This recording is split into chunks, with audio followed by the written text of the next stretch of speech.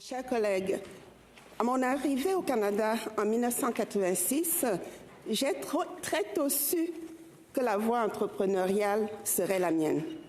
Cependant, comme de nombreux nouveaux arrivants, j'ai rapidement été confrontée aux barrières imposées par la découverte d'un nouveau système. Je me souviens en effet des difficultés que j'ai eues pour obtenir ma première carte de crédit et des nombreuses fois où mes demandes ont été rejetées, sans comprendre pourquoi. J'ai appris plus tard que cela était dû au fait que j'avais un numéro d'assurance sociale qui commençait par 9 et que cela signifiait que j'étais considérée comme une visiteuse. Or, en l'absence d'une carte de crédit, je n'avais pas l'historique de crédit. Je me retrouvais donc dans un centre d'un cercle vicieux difficile à briser. De plus, je ne savais pas que quand j'aurais cet historique de crédit, il faudrait prendre soin. Il faudrait en prendre soin pour avoir une meilleure cote de crédit. Je me rappelle aussi avoir vu mes compétences de gestion remises en cause.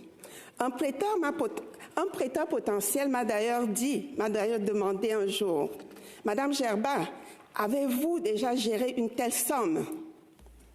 À ces barrières systémiques s'ajoutent parfois celles liées à la discrimination.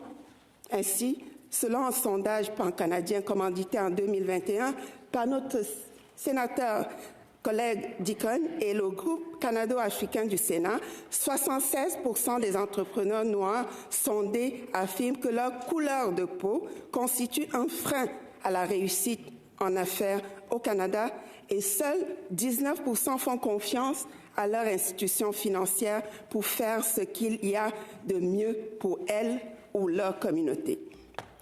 Cette réalité nous a incités, avec notre estime collègue, le sénateur Deacon, a entamé l'été dernier, une étude sur les initiatives qui soutiennent les entrepreneurs noirs dont nous avons publié les résultats en fin février. Chers collègues, je vous invite à consulter cette étude disponible sur nos réseaux respectifs. Elle formule 10 recommandations et montre qu'il est nécessaire d'agir avec force et audace pour faire en sorte que les entrepreneurs noirs aient les mêmes chances que les autres de prospérer et de réussir dans notre société. Je vous remercie.